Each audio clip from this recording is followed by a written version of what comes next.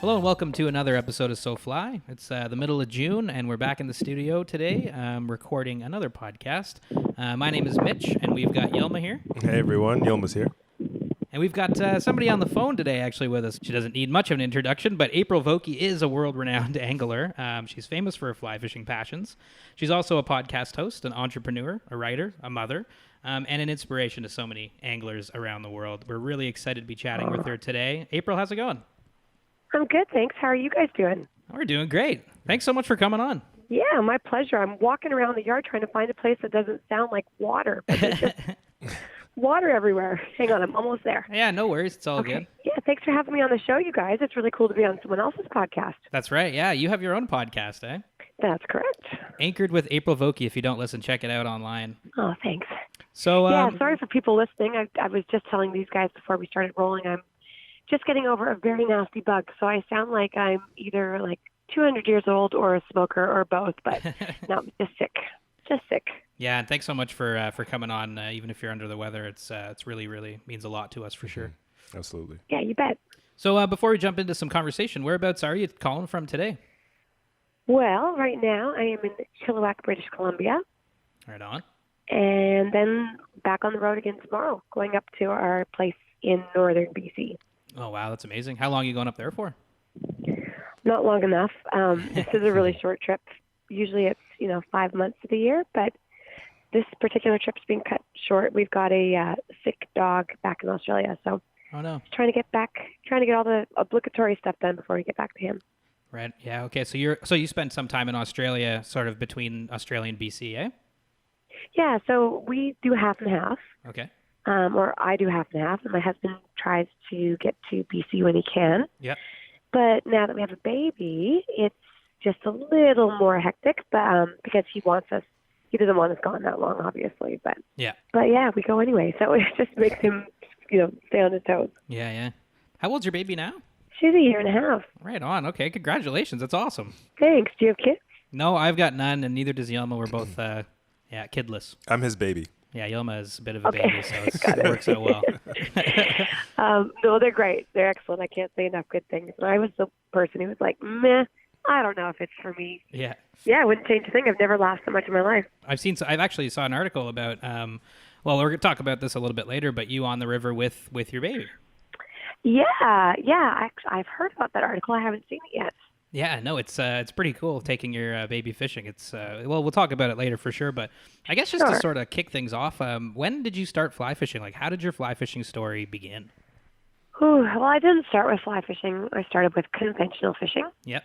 like most people around here do. And, just started, caught a lot of salmon and was looking for something a little bit different. And saw these guys fly fishing on the Chilliwack River one day, and I was obsessed. It was just so beautiful and looked so cool. So, of course, I had to try it. And that was it. Once I got my heart or my mind set on it, I was obsessed. What was it about fly fishing that kind of grabbed you? It just looked really, really romantic. That sounds so cliche, but it really did, And Yeah. just rhythmic, and it reminded me of that crazy Olympic sport that probably shouldn't be an Olympic sport, where they have like the ribbons in the air. Yeah. And I loved it. And I was looking for something new. I'd already, I'd started on spin. I was very, very, I'd been doing a ton of fishing with bait casters, so I was I don't want to say I was skilled, but I was pretty skilled on the bait caster. And so I was looking for the next thing, and I started fishing a center pin, and fly fishing was just kind of like that one next step. Yeah. Okay, so you started bait casting and kind of more conventional way at it, and fly fishing grabbed you. Do you remember what your first fish on a fly rod was? I think you were saying you fly fished for salmon a lot of the time. Well, actually, fly fishing for salmon proved quite hard. My first fish on the fly was a trout. Oh, wow. Oh, Yeah. wow. Which Like trout? a rainbow trout. Nice. A rainbow trout. Yeah, trout I find a lot easier because they actually eat. Mm-hmm. Yeah. Salmon on the fly can be really difficult, and of course, salmon fishing brings out a bunch of people who are there to harvest, and rightfully so. And so there's not as much space, and so I think I started out with trout, and then I think I almost dove immediately into fly fishing for steelhead before I caught any salmon at that point. Oh, wow. Awesome. Do you remember the story behind your first trout catch or your first steelhead catch even? Yeah, more exciting Yeah. than steelhead. Yeah. Yeah. I mean, the trout was cool at 8, yippee, but the steelhead was super cool. I'd tied myself it was winter steelhead, so it was like around Easter time, and I tied this blue, yellow, pink Easter egg fly and went down to the Better River channel, like the canal. So it's usually like a kind of a bait spot, and these bait guys had already gone through it. And they kind of laughed at me that I, not maliciously, but they kind of chuckled like, good luck. And I went through behind them, and I guess a different presentation with this crazy-ass fly. Exactly. I got my first steelhead. I was so proud of myself. Oh, that's so awesome. Did those guys that passed you by, did they see by any chance? Were they like hanging around? Yeah. A couple guys saw. Nobody came to help or anything, but when I walked out, there was a bit of a nod of just like, yeah, respect. We saw. That's awesome. That's so good. Oh man, steelhead. We love steelhead out in Ontario, and I mean out here we're just fishing the Great Lakes steelhead, which is kind of a different fish. Have you ever had the chance to fly fish for those? Yeah. Look, it depends on the region, right? Like I'm not one of those people who are like, oh, if it doesn't go to the ocean, it's not an anadromous, it's not a steelhead. No, I mean, look, I've had a spectacular Great Lakes steelhead, like in Michigan. Those fish are amazing, and then I've had absolute shit, Great Lake fish that are just, nothing that impressive. Yeah. So, but it's the same thing in British Columbia. I've had incredible fish that are what you think of when you think of wild steelhead, and I've had really lazy fish too. I think so much of it is dependent on the fish's state and the time of the year, water temperature, all that stuff. Mm-hmm. Yeah, absolutely. Yeah, no, that's the thing we've been seeing. We've followed you for a long time and seen pictures of your steelhead out west, and they look like just amazing fish. Definitely some place to go out check that out one day. Yeah. Oh, you haven't done it yet? Haven't done it yet. Nope, No. haven't done it yet. No. But you're Canadian. Yep. We are. Yeah, we're in Toronto. Yeah. Well, you just have to come out. There's no excuse. 100%. Yeah, we're gonna definitely make our way out there. Yeah, one of my good friends. And no kids? Yeah, come on, you guys. But you literally have got no excuse. Yeah, I know, it's so true. Yeah. Sorry, what were you saying? You were saying one of your friends? Yeah, no, I was saying one of my friends, Dan Bannister. He's from out west, and he keeps chirping me and saying, like, you guys need to come out. I love the Ontario steelhead, and I get it, but you need to come out west. And he's invited us a bunch of times, so we just have to take him up on it and get out there. You should, yeah. Yeah. And honestly, I don't know how much longer it's going to be around for. Yeah. Things have changed. Mm-hmm. Yeah, what are some of the issues facing like BC steelhead right now? Oh God, where to start? I think with the biologists I've been speaking to, it's pretty hard to deny ocean survival in a lot of these situations. Yeah. And then bycatch is a real big problem. Yeah.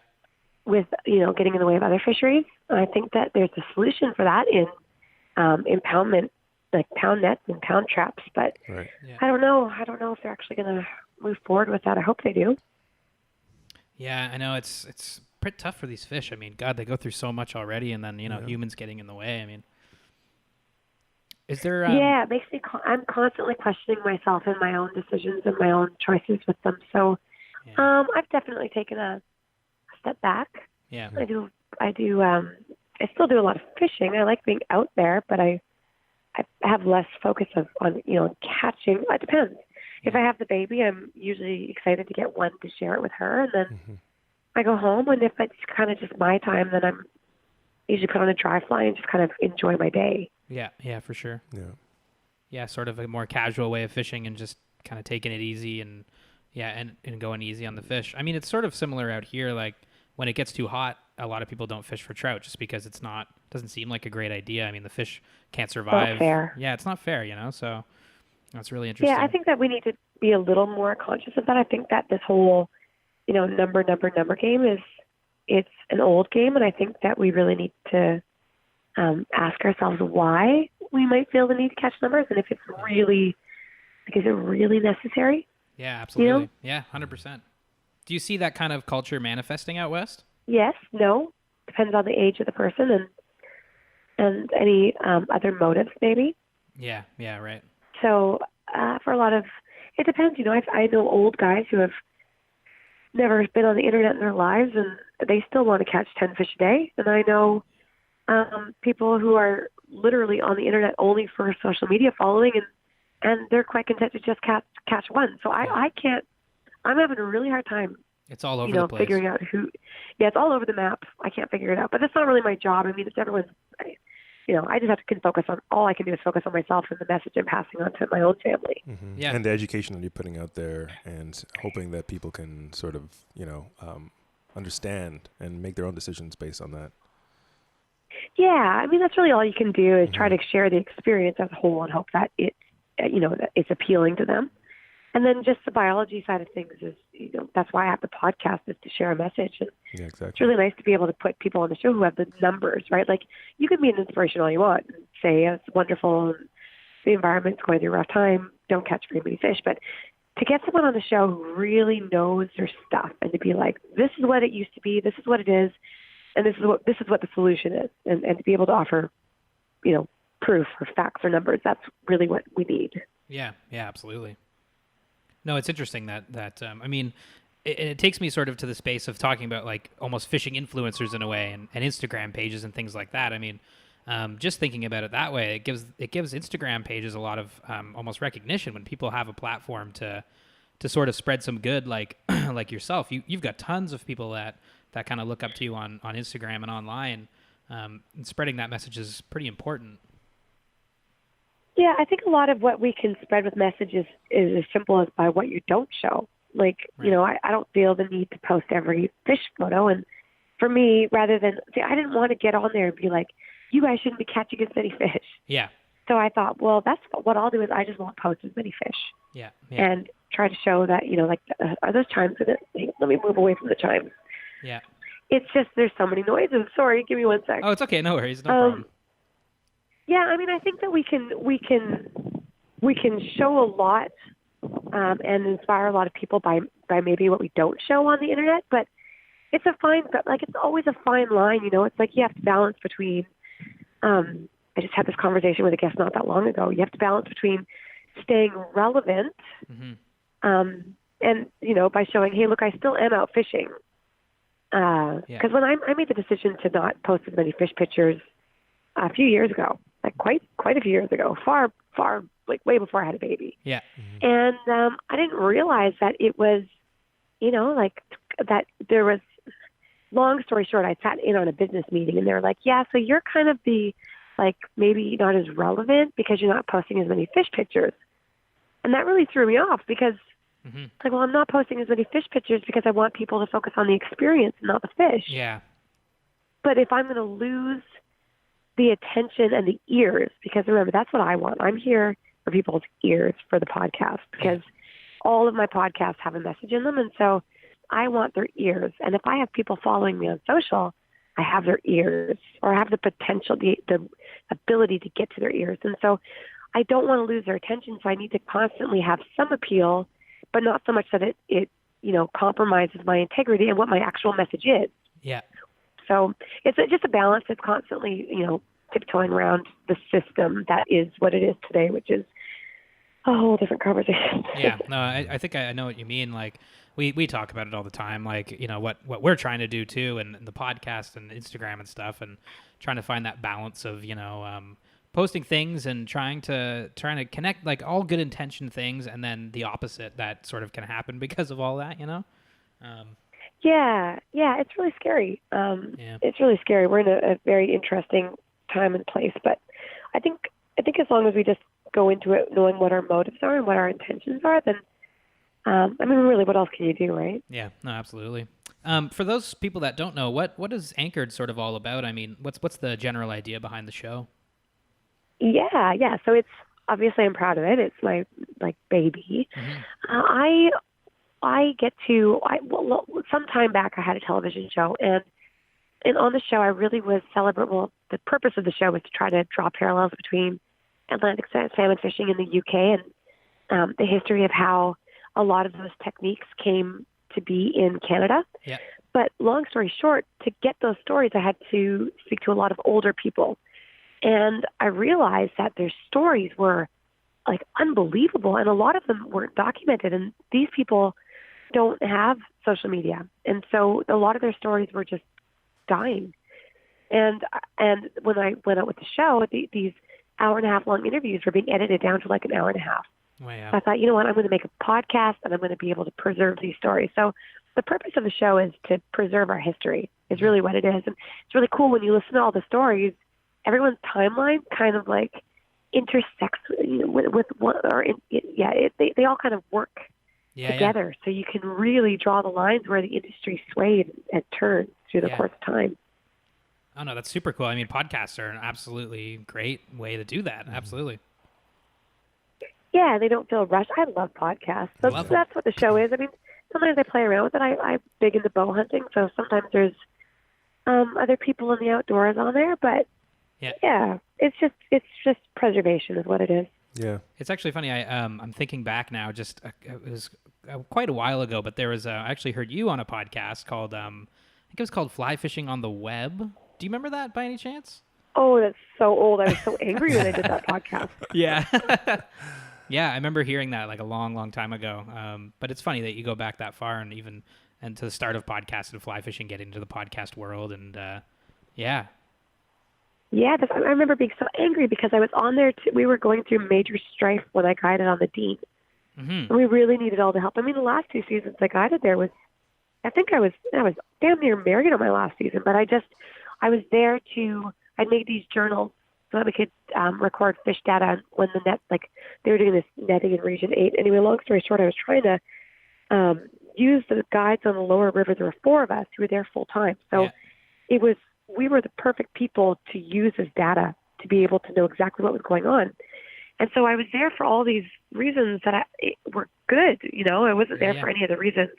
And I got grief for going on the podcast because people thought I was there to promote fly fishing on the Dean, but I was actually there to promote the conservation problems we were having and to see if we could like strum up, get the community together, which we did, by the way. But that's why I was so angry on that. If I sound angry, people listening, if I sound angry, I was. And that's why, because I was getting grief for trying to have the right message. That's fun. I remember. Yeah. I mean, you, absolutely sounded like you were just passionate about fighting for that cause. And no, I think it was a great episode, and it was definitely something worth listening to. And I mean, you've been an activist for your rivers for so long. Like, can we talk a little bit about Pebble Mine? Because I think that's come up recently again in the news, eh?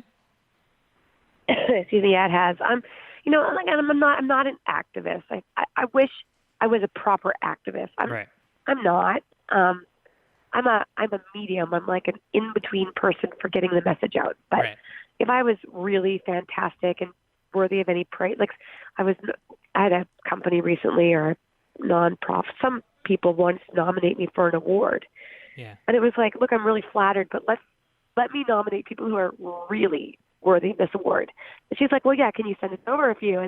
And you really see, like, on paper, when I send over the real activists, like the real people who deserve it, you see I really don't do shit. But I do try to act as a medium for the people who do actively participate in saving these places. So on that note, with Pebble Mine, that's what's going on right now.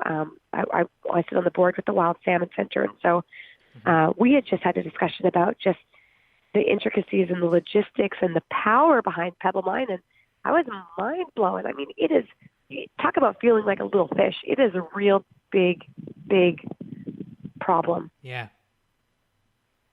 Yeah. What's going on with it right now? I mean, like, I don't know. I live in British Columbia, so it's not as, like, obviously it matters. And I found out actually recently that it's a Canadian company in there. I don't know if you lovely Canadians knew that, but it's, I don't know. I know that it's something that needs a lot of support. I know that it's something at the Wild Salmon Center, because I've got to read I've been too sick to read. Oh, no, of they course. just had a big meeting, and they sent me all the papers. But I know that it's something that there was a recent, they just got kind of beat out because politics and money always. But it's crazy. I think the voting process is still open. When are you guys planning on airing this? In 2 days. Okay, so the wildsalmoncenter.org has a signing page. If you go on there and just just write like a 2-liner explaining why it's a bad idea. Yeah, okay, cool. Yeah. And why is it a bad idea? Well, let me count thy ways, like is it's just too fragile of an ecosystem to be putting that in there. Yeah. But they keep trying. But yeah, I'm not the right person to ask that. I'm definitely not as focused on that as I should be, because I am focused in Canada. Right. Yeah. No, I just keep seeing it come up in the news, and I know it's just been this ongoing thing. It's just weird that there's this sort of thing that always seems to happen where it's this battle between, some kind of big capitalist sort of endeavor and then like protecting our rivers. And it's interesting that, I mean, do you think that we should be as fly anglers like a sort of spokespeople for the rivers, fighting for the rivers? Yes, absolutely. I think if we're not doing that, then we are not worthy of being on the river. Yeah. I mean, in history, every single person who's taken from the resource has given back to it. Yeah. Or been willing to fight for it, and who are we? We just, chance out there, catch a couple fish, take a bunch of photos, and go home and don't give back. Don't even get me started on this one, because like people who guide and don't give back, or who aren't involved, or who aren't, contributing either their time or their money back, it really gets me going. Mm-hmm. No, it's fair. I mean, it's definitely, that's something that everybody should be trying to do, right? I mean, well, you have a company called FlyGal. You started that. How long ago did you start that one? 2007. Okay, and FlyGal is like, what's the mission behind FlyGal? That's your guiding service. Well, it was just a guiding. It was, I don't guide anymore, but and actually I've sold FlyGal since then. But at the time, it was a guiding company, and I was a 1% for the Planet member, and just contributed, donated 1%. And yeah, I mean, it hurt at the end of the year a little bit, especially if you kind of forget that you've got that, that money going out. But I slept well at night, and I understand not everybody has got money to give back. I totally appreciate that, but a little bit of time goes a long way. Yeah, absolutely. Yeah, 100%. So have you? Yeah, so you it's a said, relationship, right? Yeah, absolutely. With nature, so. No, I think that's. I mean, I think as fly anglers, it's definitely our job. I mean, who else's job would it be to fight for the environment and our rivers and our water? You've hung up your guiding hat, eh? Yeah, big time. I guess. How long has it been? 3, 4 years? Maybe 5 years? Yeah. Do you miss it at all, or do you miss any elements of it? No, not even a little bit of one. Yeah. Excuse me. No, look, I love guiding. I guided for 10 years. It was great. But I am a constant go, go, go. I can't sit still for 1 second. And I loved guiding my clients. But, for like a lot of those clients I had for almost 10 years. Mm-hmm. They don't want me standing side by side, step by step by step with them. So I'd be sitting on the bank just vibrating, being like, I need to do this. I could do this. Oh my God, could be doing so many other things right now that are way more productive than this. Yeah. Right. You're not fishing. So, if you have the illusion that you're going to be out there fishing as a guide, you're not. Yeah. So, it was great. And I made a lot of great relationships. But no, I do not miss it. Right on. You also started something called Flies for Fins. Is that is that still going right now? No, that's been out for a long time too. Only because I focused my energies, on raising money for other causes. But Flies for Fins was my first real epiphany that I could do something. So I had a bad car accident, and I was lying on the couch, and honestly, I don't know if it was the drugs or God or what, but there's this voice in my head that was like, April, if you got $1 from every person, what could you do for the world? I thought, well, yeah, but how am I going to get $1? Come on. Yeah. And the muse, whatever it was like, no, seriously, what if you got a fly from everybody? And Facebook had just started at that point. So I thought, I'm going to use it as this platform. So I asked everybody to send me 1 fly. And of course, people sent out 10. And then I teamed up with various shops in the Lower Mainland. And we put the flies on I bought a bunch of cork boards, and we put the flies there, and then people bought flies for $3 or $4 a pop. All the money went to Sail Society of BC, and then I used Facebook as an auctioning service for the larger items. So it'd be like, hey everybody, I'm going to close comments at midnight tonight. So everybody would bid, and then I'd shut down comments, and then you'd win. So we raised $25,000 in my wheelchair, raised $25,000 for the Thompson. So that was my real moment of I'm sick and alone, and I'm 20 in my early 20s, and I was able to do this. What else can I do? So that was kind of the start of it all. Wow, amazing. So since then, But it was just a ton of work. Okay, I mean, go ahead. yeah, no, it sounds like a ton of work. I mean, it's Yeah. I think it's just testament to your sort of your entrepreneurial spirit and that energy you were talking about earlier, sitting on the bank, thinking about all the things you could do. It's amazing, like And that you pulled that off. Yeah, and I mean, just it was a real sense of community too. You know, it's. I think if people, some people listening to this might be going through a stage where they kind of lose faith in people because listen, we all go through those stages. Yeah. And I think that if you're going through one of those stages where you just wonder, like, what's the point with people? That it's a really good thing to try is to just try doing something with the community to give back because it will restore your faith in people because you really realize that the community can do really great things when they pull together. Yeah, absolutely. It's a great insight. No, it's true, and I mean, Yeah. connecting like, are there other examples of sort of experiences where you've seen the community pull together to sort of, conquer an issue that has been faced? Oh, so many. I mean, we beat out Shell a few years back. I remember getting the call. I damn near fainted. And that was just people pulling together and writing letters and lobbying. And, I mean, obviously you have to have people on the inside. And a lot of people, like me, I would feel really intimidated, especially in my early 20s, thinking, oh, but I need lawyers and politicians. But what I didn't realize is a lot of the people that I was pulling in from the community had those connections. And so all of a sudden you do start to pull in the support from the big time, the real influencers, the people you really need on your team. And you can get stuff done. So, I mean, every single issue we've beat has been a community-based thing. Anything in particular? I know when we hang up, I'll probably come up with a fun story. But, yeah. Well, what was the issue with Shell? Going back to Shell, I mean, that seems like huge. a giant, a beast to conquer. Yeah, conquer. that was a long time ago. They wanted to come in and do a bunch of fracking in BC's most endangered headwaters. Jesus. So it was like the birthplace of the Stikine, the Nass, and the Skeena. Yeah. And they wanted to come in, and I can't remember how many wells they wanted to put in, but it was like thousands. And Shannon McPhail and the Skeena Watershed Conservation Coalition, they really pulled together and again used the community. I think they had this gal. It's all kind of coming back to me now. They had this gal swim the length of the Skeena to rally up the troops and to get the community behind her. And whoa. Excuse me. I think community is everything in a lot of these situations. Yeah, I was just in Tobago for Christmas, and a similar thing was happening with sandals, I believe. Maybe we'll edit this out. I don't know if we can say that. But they were coming into and going to be laying brick and mortar close to spawning bay for a lot of the tarpon, I think was one, bonefish, and what's the other one? What's the saltwater fish Permit? that's like a bass? No, not permit. The it hits like a snook? bass. Oh, snook. snook? Yeah. Snook, Right.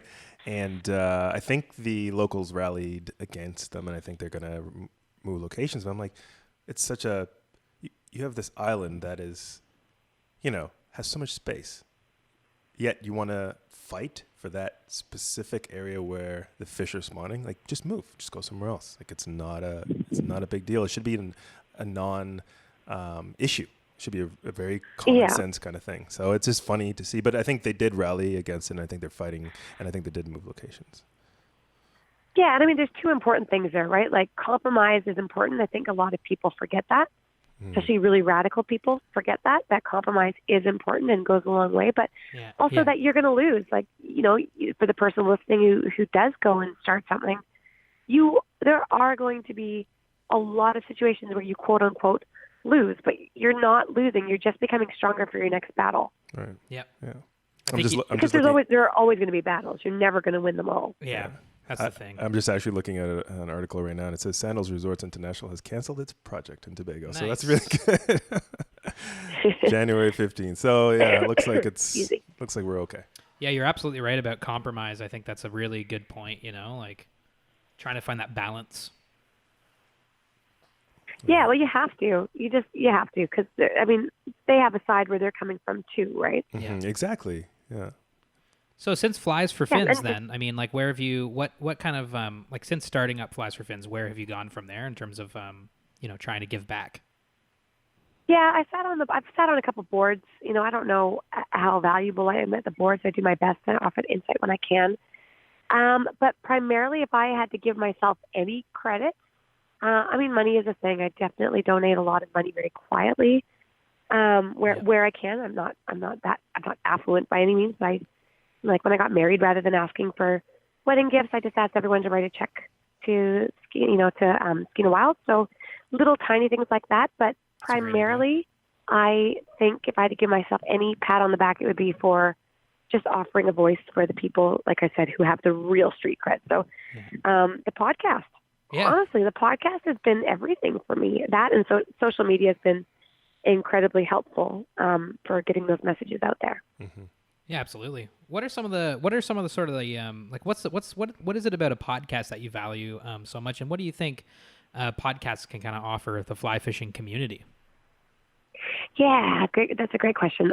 What I value about them is that it can be honest, open conversations that's not owned by anybody. Hopefully, like television, my ass was owned. I couldn't do anything. Like, I mean, I did what I wanted, but it got edited out. Yeah. You know, I did a whole episode on fighting when LNG was going down, and it literally didn't get used. It got cut. The network was like, nope, nobody wants to hear about conservation. Cut. And I just didn't have a say in the matter. The podcast, I mean, I guess it depends on everyone and their own sponsorship situations, but no one owns it. Well, I mean, somebody owns it. Meat Eater technically owns it now, but nobody's going to tell me that I can't talk about a certain thing or a certain issue or draw attention or have a guest who can really change the world on it. Yeah, absolutely. It's like total here's creative a prime freedom. example. So yeah, that's right. And so here's a prime example. My parents are amazing people, but you know, they are stuck in, you know, they're old. Like they're a product of their upbringing. Yeah. So they don't know much about Indigenous people or First Nations people, Africa. You know, I mean, I guess are you guys calling them First Nations in Ontario? Yeah, First Nations. Yeah.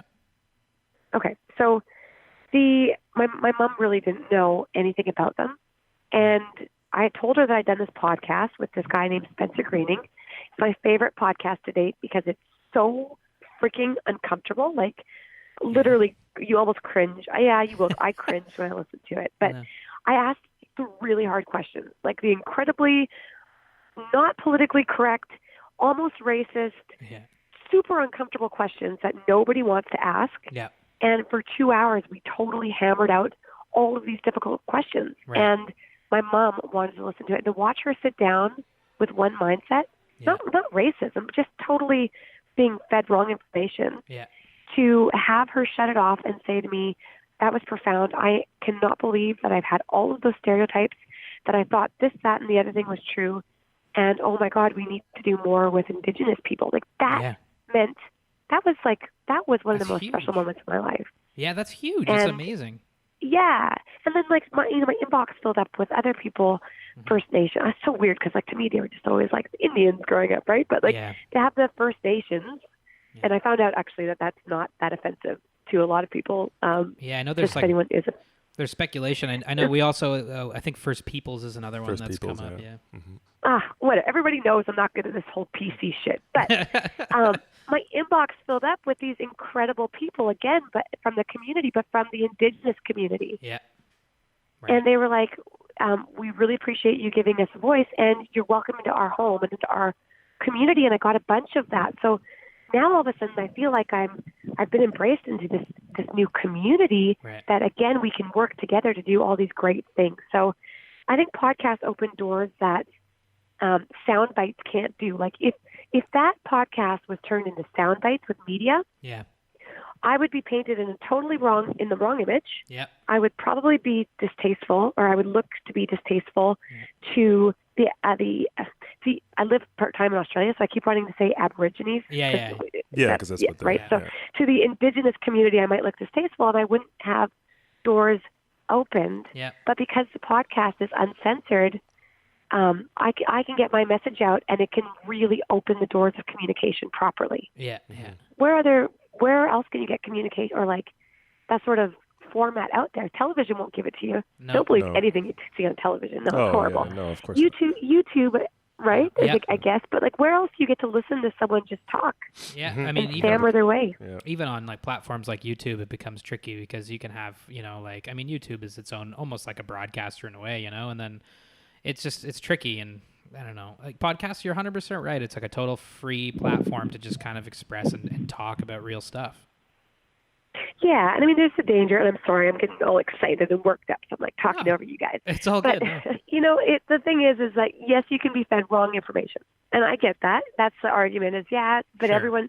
anyone can do it, and you don't know if what you're listening to is true. Yeah, right. But I understand that that's a very real concern for certain topics. But Yeah. for a lot of other topics, that just being able to even hear the person's voice, Yep. you can trust yourself as a human. Like, how do you feel about this person? Do you feel that they're being sincere? Yeah. Yeah. No, it's true. And I think instilling like critical thinking into people and having people be able to logically think about what they're hearing and deem whether or not this is like, fact-based speculation, or is this like just totally made up sort of discourse, then I think that's really where podcasts become interesting, giving people the power to learn themselves, right?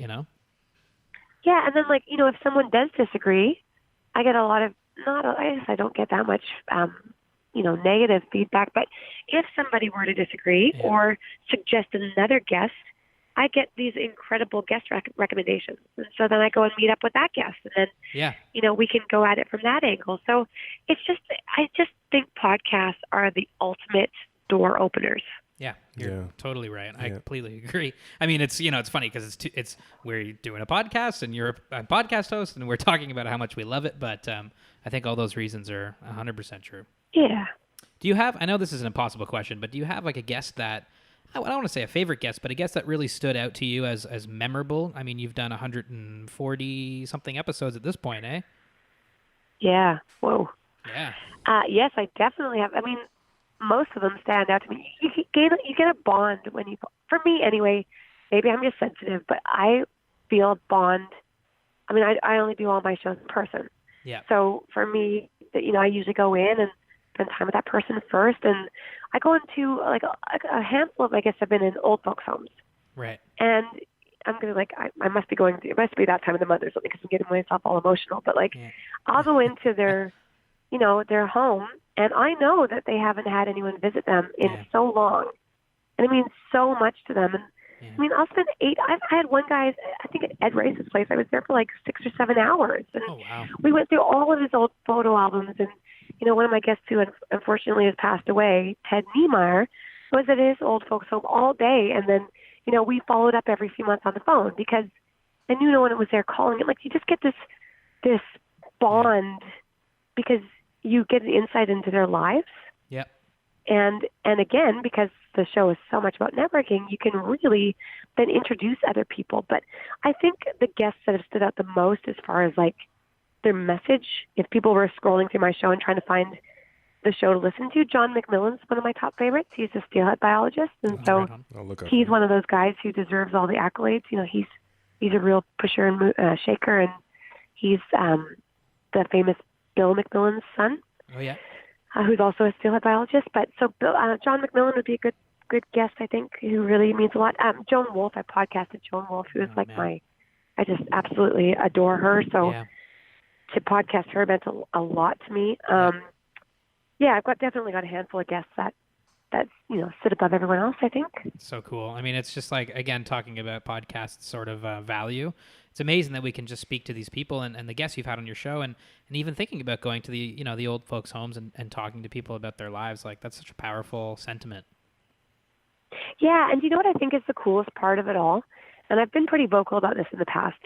I get out to all these people on social media, and they'll listen to a story of an old person who they might never have had the time to hear their story before, or the opportunity to hear their story.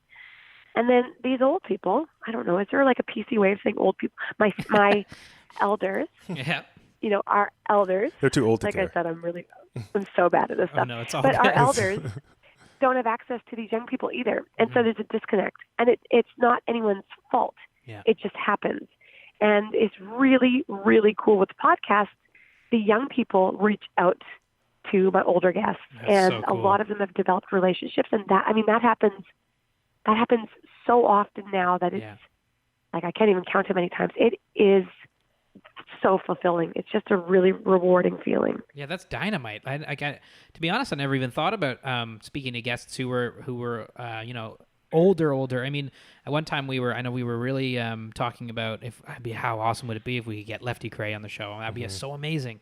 And it's sad that Lefty passed away.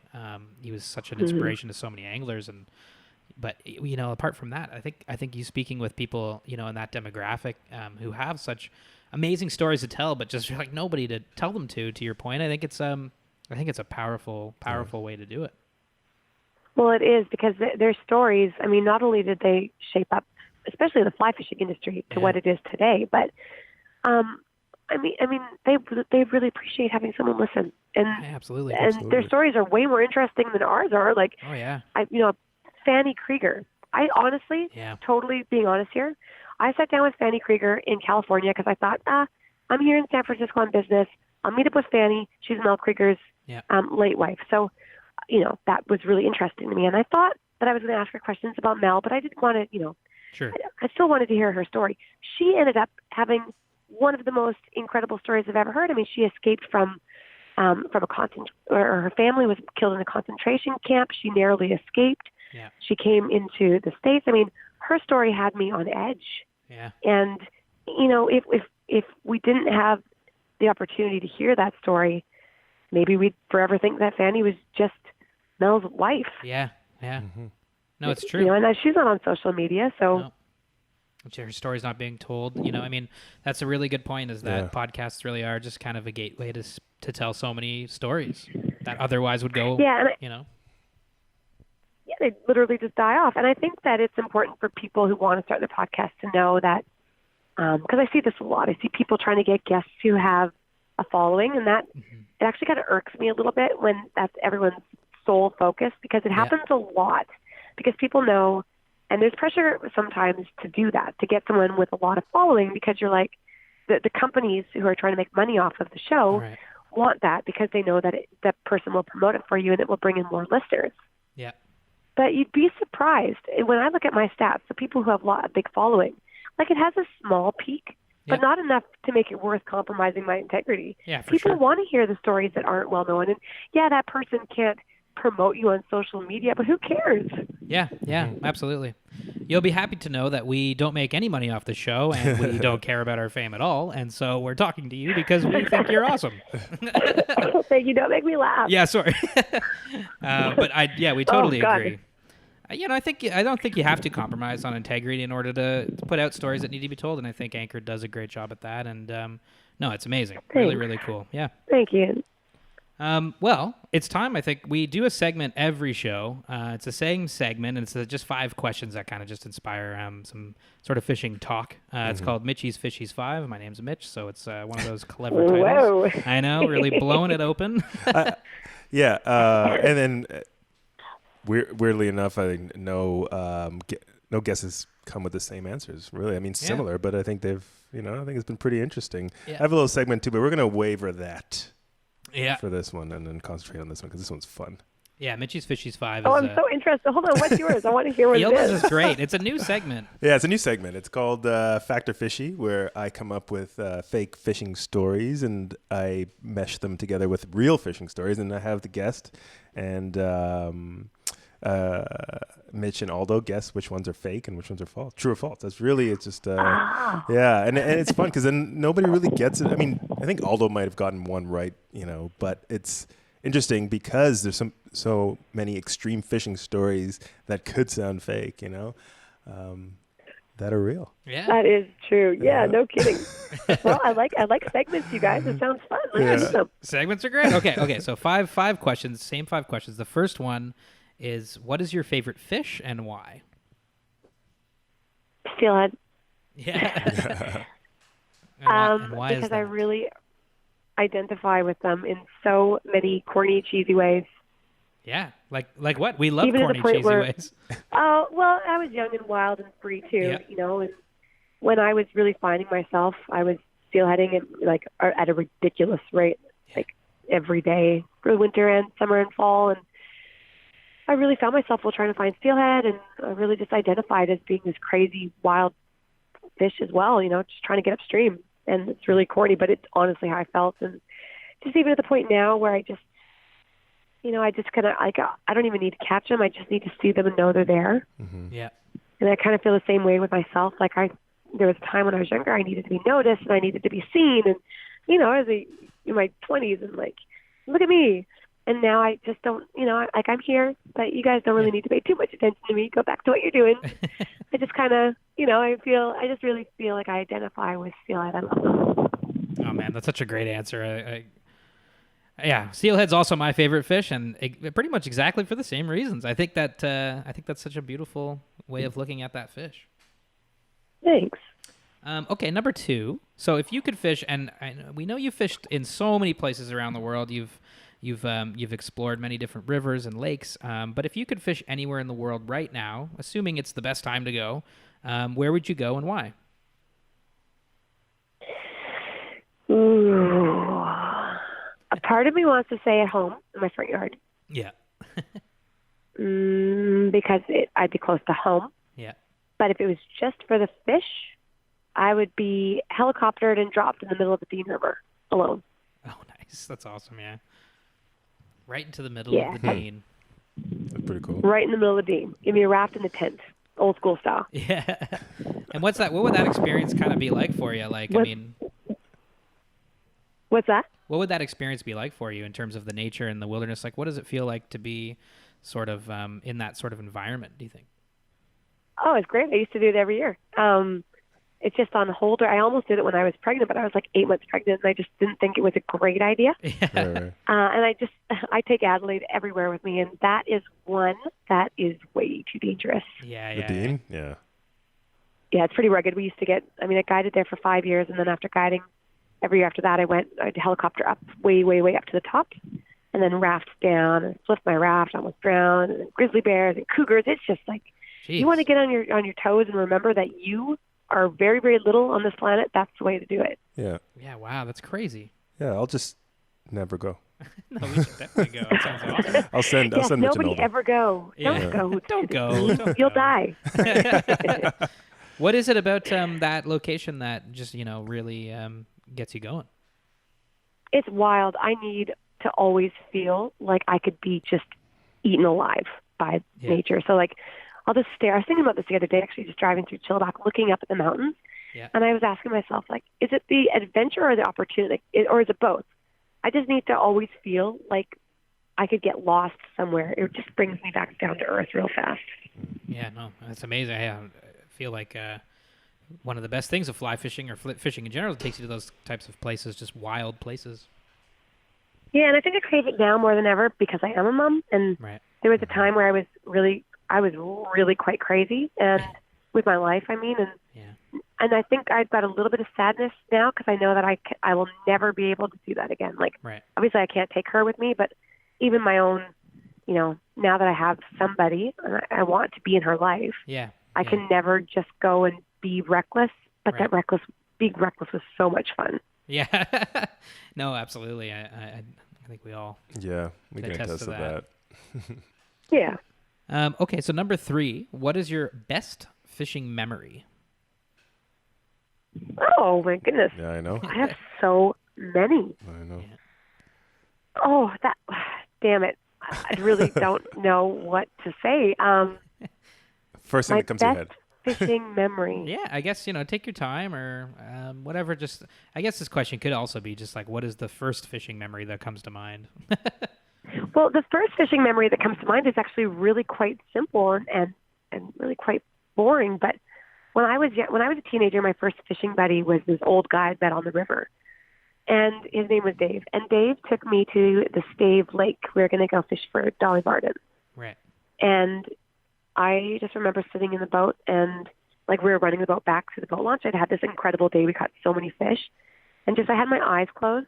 And when your eyes are closed, you can still see all the orange through your eyes. And you can just smell everything. And like you're just really absorbing it all. Yeah.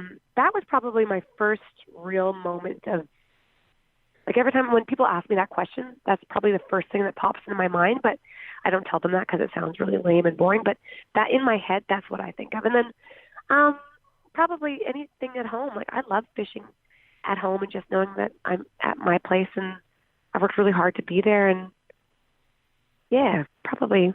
I think that's an awesome memory. It's, I mean, it's still going to be the lake with the sun on my eyelids. Yeah. I love that. I'm telling you, every guest different. Yeah, it's true. Absolutely. Number 4. Okay. Why do you fly fish? I don't know anymore. Yeah. Wow. Yeah, I ask myself that every day. Yeah. And I honestly don't know. If you asked me that 5 years ago, I would have been able to answer. I'm going through this weird, very strange transition where I fly fish because I feel like I've always done it and I love it and it's relaxing. But sometimes I ask myself, especially because I do eat a lot of meat, it's like, I'm out here to get fish. Why am I doing this? Like, grab yourself a spinning rod, girl, get this job done and get home. Right. I think I fly fish to prolong the experience. Right. Because I'm enjoying my time outside, but it depends on the fishery. And if I'm in Australia and I'm there to try to get food home, or if I'm out and trying to find myself again and become grounded and just like take some time to just remember and reflect. So I think fly fishing I do it probably now just to slow down is probably why I do it. But yeah, I question it more and more these days, especially when it comes to catch and release. It's like, why do I do this? Am I being selfish? Does that fish really need to be caught? If you really love steelhead, do you honestly need to catch it? Right. And if you are just doing it to catch one, why are you fly? Anyway, I don't know is the answer. I think it's a good answer. I mean, I feel like maybe there is a lot of people kind of, fly fishing is interesting because it kind of is like, I don't know, it kind of makes you think about, just sort of what you're doing a little bit more maybe than just spinning. Like you said, spinning can be very utilitarian, whereas fly fishing is more of like an experience. So I think that's a great answer. Yeah. It's like eating with chopsticks. Yeah. You have to slow your eating. Yeah. You have to slow down. Yeah. That's right. Yeah. Maybe it's like the chopstick of fly fishing. Yeah. That's my funny analogy for the nice fly rod. Nice. I feel like we go through cycles as anglers. Yeah. And, I sometimes feel like I went through the graphite thing and then I really was into bamboo rods and, woven leaders and old school methods so that I wasn't catching as many fish, but that I was doing it very historically. Yeah. And then I kind of was like, well, really, I don't have that much time these days. I'd really rather just catch fish in the time that I have. And then I went back to, more conventional methods. And then I feel like that cycle is still going back a bit. But that said, when it comes to steelheading, I have no desire to pick up a bait caster. Oh, really? So, I just have no desire for it. But again, that's because I'm not there. Oh, I have an answer. Yeah. It all comes down to whether or not I'm trying to keep and eat that fish. That is really what it comes down to. I think there's a big part of me when I'm out there catch and releasing, because I am going through this mega conflict of if I do want to catch and release anymore. Yeah. So I think that when I'm out there fly fishing, there's a big part of me that doesn't necessarily want to catch a fish. And fly fishing is kind of like my compromise to be able to be out there, but maybe it won't happen. Yeah. But when I'm out there when I'm out there trying to get a fish to take home, I'm going to grab a spinning reel all the way. All the way. Yeah, for sure. Yeah, I mean, exactly like you said, it is utility. Like it'll get the job done, right? Yeah. So this number 5, the fifth question of Mitchie's Fishies is my favorite question, and this question is: what fly pattern represents you best and why? I'd love to know what the April Vokey fly is.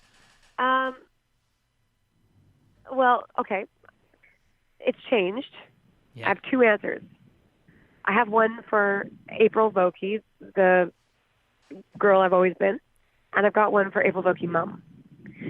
So as the girl I've always been, it's Lady Caroline, because I remember being on the Thompson, being 21, never heard of it, but it had an amazing name, and then learning what it was. It was so beautiful and romantic, and it's super historical. I love the Lady Caroline, but as a mom, I'd say I probably most identify these days as an egg-sucking leech, because I literally just need to get in and get the job done, because it's like a circus entertainer. I want to be out there having fun with my daughter and laughing and showing her bright colors and bright flies and catching fish, and she thinks it's hilarious, and we giggle and we laugh. We catch a fish real fast on that, and then we go and we do other things. Yeah. So it switches depending on if I have a baby on my back. That's, I mean, such an awesome answer. Yeah, I love that. That's hilarious. Just the duality between growth. It's very cool. You know? Yeah. Yeah, I like that. April, I think you're a very special angler, a very special person. It's been absolutely amazing talking to you on the podcast. We just thank you so much I know you have a cold and you have a baby, and it's hard to take time out of your schedule. So thank you so much for coming on. Oh, thanks for being so patient with me. You guys are amazing. I can't believe that you hung on this long and traveled. No, it's been great. And yeah, maybe one day our paths will cross. We'd love to make it out to BC, but yeah, until then, we wish you so much success on Anchored and fishing, and of course with Adelaide. Thank you. Well, likewise, except for not with Adelaide. And when that day does come, if it does come, I will be here when you have parenting kids going fishing questions, because I've got a lot of answers for you. Amazing. Yeah, it's going to happen. I think I'm going to be the first. I don't know. These guys are slow. And I'm old. How old are you guys? I'm 37. I'm 37. You know that, well, no, actually, I think, am I 36 or 37?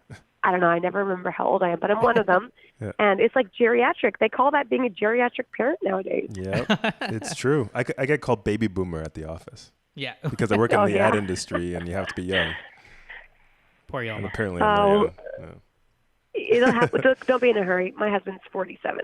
Oh, here you go. Oh, there you go. Yeah, it's great. Yeah, it's not like your insides matter. So yeah, exactly. As far as being geriatrics, you just take your time. 37 is still really young. Yeah, I think so. I mean, my girlfriend's 32, so there you go. I think we're good. There you go. Well, you guys, thank you so much. Let me know if I can do anything to help when this is ready, and yeah, let me know when you come to BC, because I would be more than happy to give you some pointers, or if you're in my region, meet up for a beer or something. Come over for a campfire. Yeah, that'd be amazing. Absolutely. And we totally will. So, yeah, thanks so much again, April, for coming on, and have a good one. Thanks, guys. Talk to you later. All right. Bye-bye. Yilma, put your headphones on, baby. We're back. That was a fantastic podcast with April. Again, April, thank you so much for coming on the show. It was full of information. It was a lot of fun talking about, podcasts, and just talking about, I guess, just sort of what it means to be a fly fisher in the industry, and how it's our responsibility to take care of things and push the conversation forward. If you haven't checked out April's podcast, please give it a listen. It's Anchored with April Vokey. I'll post the link in the show notes on SoundCloud, and you can find it on our website. Shout out to 40 Creek. We've been drinking some 40 Creek whiskey during the show. Oh, yeah. Shout out to 40 Creek. It's Premium Bear Select. Delicious. Yeah. Yeah, if you want to find anything that has to do with April Vokey, you can go to aprilvokey.com, aprilvokey.com, and you can find out everything that April's doing with her podcast, with her blog, and all kinds of stuff like that. Yilma, how's it going, baby? Oh, great. This has been a great episode. Very fortunate. Learned a lot, and it's made me think about a couple things differently, so which is great in terms of conservation. So I'm very glad that we had this wonderful guest on for this. Yilma, what trips do you got coming up? Because we're going to Indiana in July, but Yilma and Aldo, you guys are going to Muskoka? Yeah, so Muskoka this weekend. And so by this weekend, it's June 15th, and the podcast is out. You guys are in Muskoka right now with Rob from Drift Outfitters. Exactly. What are you doing? We're going to be shooting some content for Muskoka Brewery. Yeah. It's going to be an event where a lot of other vendors are going to be there showcasing their products, and Soulfly is going to be there doing some casting lessons. There's going to be a band. There's going to be food. It's just going to be great things. And then every year, Muskoka puts this on the day before the Father's Day, just to kind of bring everybody together in that region. And we're lucky enough to be a part of that and make that content. Nice. Yeah, but there's no fishing because bass fishing's not open yet. Yeah, it's no fishing. When does bass fishing open, baby? But Bass Opener is next the following weekend, and we're going to Buckshot. Whoa. And that is a lake where Mitch and his family has their beautiful cottage on. So we're going to go there and catch some largemouth and smallmouth. You betcha. The size of my face. Bet your butt cheeks. And for you guys who don't know the size of my face, it is huge. It's going to be sick. I can't wait to go, man. Bass fishing, Bass Opener opens this weekend, coming up June 23rd weekend. Mm-hmm. And, we're going to go to Buckshot and catch a bunch of bass and post a video about it and Yeah, most importantly, have some fun in the water with a couple of buds. Yeah, we're just gonna have some fun, take it easy. You know, we're working really hard here in this advertising industry in Toronto. Well, I'm working hard. I don't know about you. I work very hard. Yeah, Yeah, I see you over there on your Instagram. that's working. We're gonna have Half our media is like on fishing Instagram. pictures. No, it's true. We are working hard, Yelma. We're gonna have a good time that weekend, man. Yeah, it's gonna be great. It's gonna be great. Yeah. Okay, so everybody listen at home. You can find our stuff at SoFly.ca. You can find our podcast wherever you listen to podcasts. Thank you so much for listening. And again, thank you so much to April for coming on the show. It was truly legendary. Mm-hmm. That's it for me, Mitch Yelma. Hey, I'm out. See you guys soon. Thank you so much for listening, and peace. Did you just... Yeah, it's the mark the end of the show. Oh, my God.